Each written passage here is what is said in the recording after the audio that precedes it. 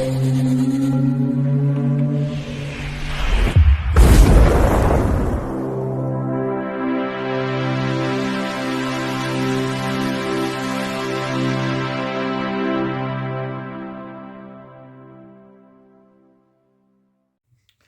Bayek, this is me Ian. And in today's video, well, I'm continuing my look at classic albums, or classic albums I think from my CD collection. And this is Whitney Houston, self-titled album from 1985. This is a debut album. It is absolutely amazing debut album. When I play it, I just see so much talent there, and like there was, and this it really is amazing. Now, Whitney Houston was born in 1963. Sadly, she died in 2012 at the age of 48 years old. Wow. That is far too early. Such a legend, such a voice. And in her time in her career, she did 7 studio albums and 2 soundtracks. The soundtracks were Bodyguard 1992 and The Preacher's Wife 1996. Now, the album that follows this is Whitney Dancing Special, but a second studio album is Whitney from 1987.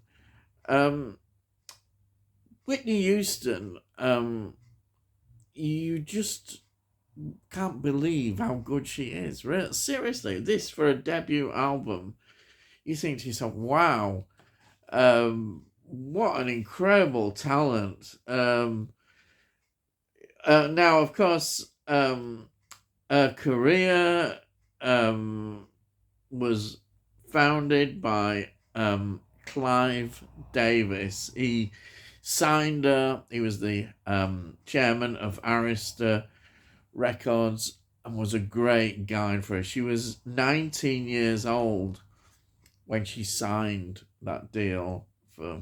And this is the first to say debut album, and throughout her career he was the guiding light in many ways, and what a wonderful job he did in guiding her. Sadly, as we know, there were problems in parts of her career, but I don't want really to dwell on that because it's a sad story which ultimately led to her death. But this album is how you really want to see the foundations of this legend. She is a legend, and the voice is just everything. There's nothing like this. Yeah, there are the great singers, and she can quite rightly be compared with them. Singers like Billie Holiday, she is up there. Diana Ross, I'd say as well. Whitney Houston is unique. She stands way... I don't know, I can't describe when I hear that voice. There is just something special. It makes her one of the greatest female vocalists there's ever been. And that's a big statement. But I believe this totally when you hear this album. And I say the other albums that she did throughout her career.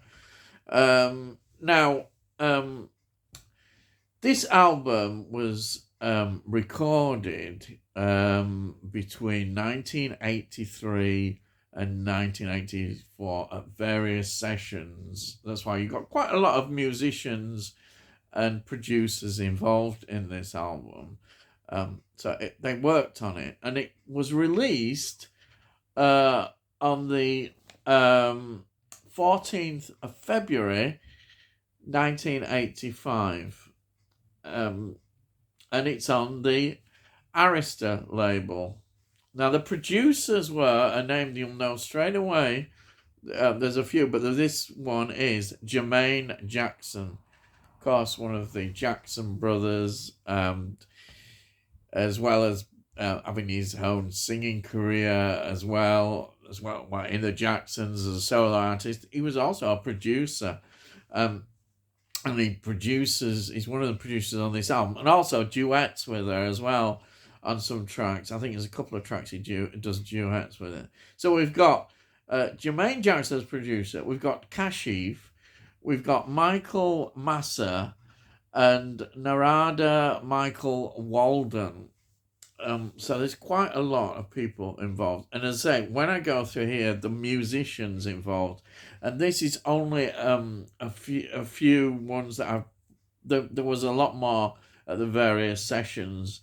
So we have got Whitney Houston on lead vocals. We've got Jermaine Jackson doing duet and vocals, and of course in a producer role. We've got Teddy Pendergrass, who, yes, you may know him as well as a singer. He does a duet. We've got Premick Russell Tubbs on saxophone. We've got Tom Scott on saxophone. Saving All My Love for You. Wow. That track, oh wow. We've got John Barnes on clarinet and keyboards. We've got Robbie Buchan on keyboards, Randy Kerber on keyboards, Richard Marks on keyboards. We've got Nathan East on bass. We've got Freddie Washington on bass. We've got Randy Jackson on bass. Yes, Randy Jackson. We've got Preston Glass on synthesizer. We've got Ed Green on drums. Steve Booker on drums. Backing vocals, we've got Sissy Houston, which is Whitney's mum. Yeah, she does backing vocals. Sadly, she just passed away a few days ago from I think she's about 91. So she's on there, and then we've got Julia Walters Tillman, who does backing vocals as well. We've got Paul Jackson Jr. on guitar, and Dawn Huff on guitar, and David Williams on guitar. These are just some. There's more musicians involved. As I say, these sessions over various stages. So, well, let's get into the tracks. We've got the first track is You Give Good Love, and this is written by La La. We've got Thinking About You, the second track, which is Kashif and La La. Then we've got Someone for Me, which is Jones and Washington writers on that one. We've got Saving All My Love for You, of course, brilliant, and that is written by Massa and Goffin. Then we've got Nobody Loves Me Like You Do. That is Dwayne Phillips, and it's duet with Jermaine Jackson on that one. And then How Will I Know, Merrill, Rubicon and Walden, the writers on that one. And then 7, we've got All at Once, which is Osborne and Massa. And then at number 8, we've got Take Good Care of My Heart, which again is a duet with Jermaine Jackson. And that is written by McCann and Dorff. Then we have got Greatest Love of All, which is written by Creed and Massa. And wow, that has to be one of my favorites. It's just such, well, they're all brilliant. And then we've got Hold Me, which is Creed and Massa. And this is the duet with Teddy Pendergrass. So that is the original 10 tracks that were on this album. Now, this album, when you look at it, it's just full of songs and that were potential singles as well, and that did happen. But three of these songs,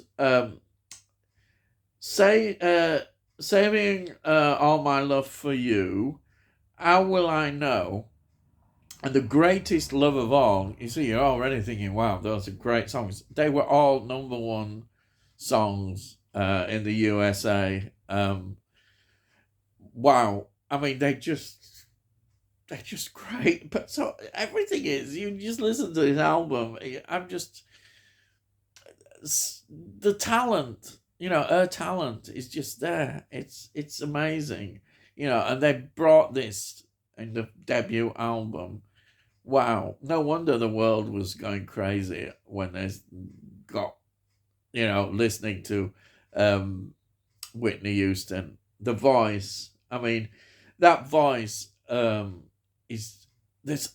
Not only is it just a great voice, there's great technical ability as well in this. And she'd learned all this going back from when she was in the choir at church, and she just had such a natural talent, but had the technical ability there, which they were able to bring out in these wonderful recordings and the songs. When you just listen to this album, I just hear it and think, wow, I mean, this is what the thing about Whitney Houston. I, you think, wow, aren't we lucky to have this talent?